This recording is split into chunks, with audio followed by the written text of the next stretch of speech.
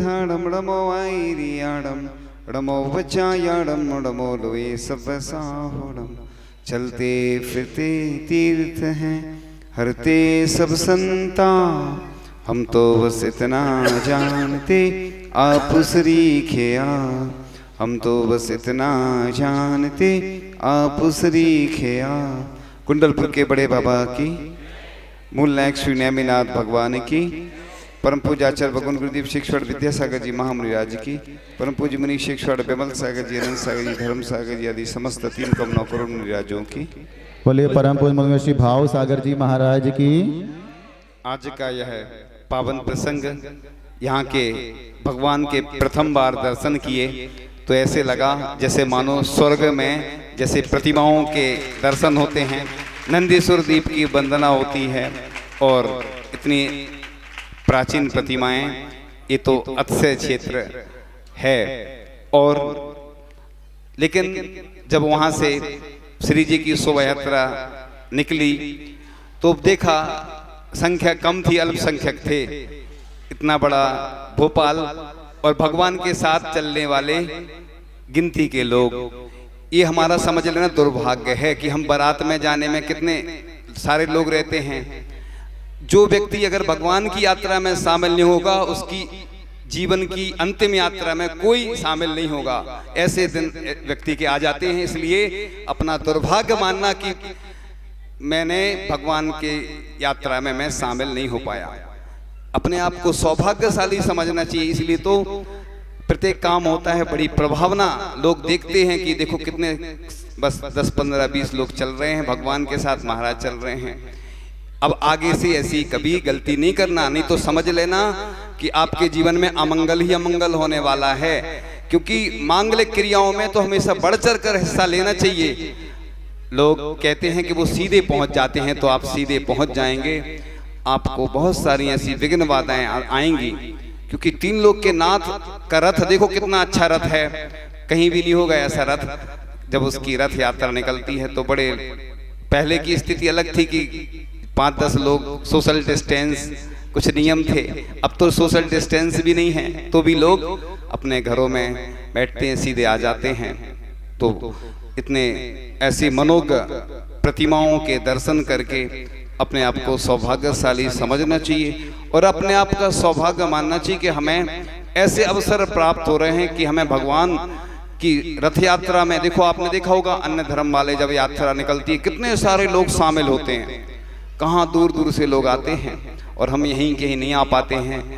और भगवान आज क्षमावाणी पर्व प्रातःकाल की वेला में भी मनाया गया था, लेकिन लोग नहीं थे। और अब आज विशेष दिन है रविवार का, तो लोग धीरे धीरे आते चले जा रहे हैं। और यहाँ की जो प्रतिमाएं हैं बहुत एनर्जी वाली हैं। जितनी भी 100 वर्ष से अधिक जो प्राचीन प्रतिमा हो जाती हैं, वैसे ही उनमें अतिशय तो होते ही हैं। लेकिन सुनते तो थे, देखा भी था, लेकिन मालूम नहीं था कि ऐसी प्रतिमाएं हैं। ऐसी प्रतिमाओं के जो दर्शन करता है, प्रतिदिन जो अभिषेक करता है, पूजन करता है, शांति धारा करता है, उनके आगे जो भी स्तुति स्तोत्र आदि पढ़ता है, बड़ा सौभाग्यशाली होता है। क्योंकि दुनिया में लोग कहीं भी चले जाएं, सबसे ज्यादा पावरफुल स्रोत होते हैं, शांति धारा होती है और जाप होती है। आपने देखा होगा जब भी प्रतिमाओं की प्रतिष्ठा होती है, जब सूर्य मंत्र दिया जाता है तो उससे भगवान बन जाते हैं। जब मंत्रों के द्वारा भगवान बन सकते हैं, तो क्या हम जो जाप आदि करते हैं, स्तुति पढ़ते हैं, उन मंत्रों के द्वारा क्या हमारा जो भी हम सोचते हैं वह कार्य सिद्ध नहीं होगा? अवश्य होगा। और आगामी दिनों में सबको मालूम है, ज्ञात है, लेकिन कुछ लोगों को शायद नहीं मालूम होगा कि सिद्ध चक्र विधान की आराधना करने का एक अपूर्व, अभूतपूर्व, अनोखा, अद्वितीय अवसर, अनूठा अवसर प्राप्त होने वाला है। क्योंकि पुण्यशाली लोगों को ही ऐसे अवसर प्राप्त हो पाते हैं। आप देखना कि पुण्यशाली लोग ही ऐसे अवसर का लाभ ले पाते हैं। बाकी कई लोगों के यहाँ बहुत सारी ऐसी विघ्न बाधाएं आ जाती हैं कि वह उस अवसर का लाभ नहीं ले पाएंगे। तो इसलिए ऐसे क्षण हम सबको प्राप्त हो रहे हैं, तो उन अवसर का लाभ लेना जरूर। क्योंकि जो चूक जाते हैं वह पछताते हैं। हमने देखा है बहुत सारे ऐसे लोग आते हैं जो रोते हैं, उनको अवसर प्राप्त नहीं हो पाते हैं, चाहे आप आंखों में आंसू आए, चाहे कोई समस्या आए, तो उन सब का हल भगवान के पास ही है। भगवान की भक्ति करने के अपूर्व अवसर ऐसे विरले जीवों को ही प्राप्त हो पाते हैं।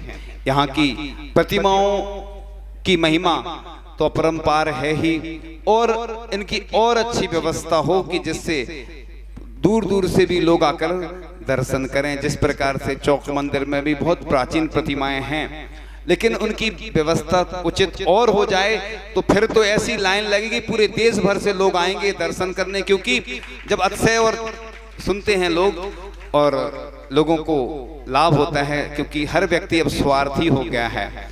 जहां लाभ मिलता है तो वहां पर भीड़ लगने लग जाती है, और जहां पर व्यक्ति का स्वार्थ सिद्ध नहीं होता है तो कोई जाता ही नहीं है। तो एनर्जी तो भगवान में हमेशा रहती है, लेकिन उस एनर्जी को महसूस करने की आवश्यकता होती है और बताने की आवश्यकता होती है।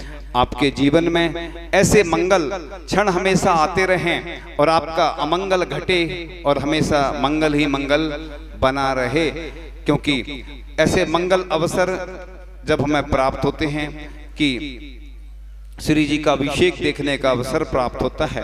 क्योंकि वर्ष में एक ही बार ऐसे हर जगह आयोजन होते हैं, प्रत्येक जगह अलग अलग मंदिरों में।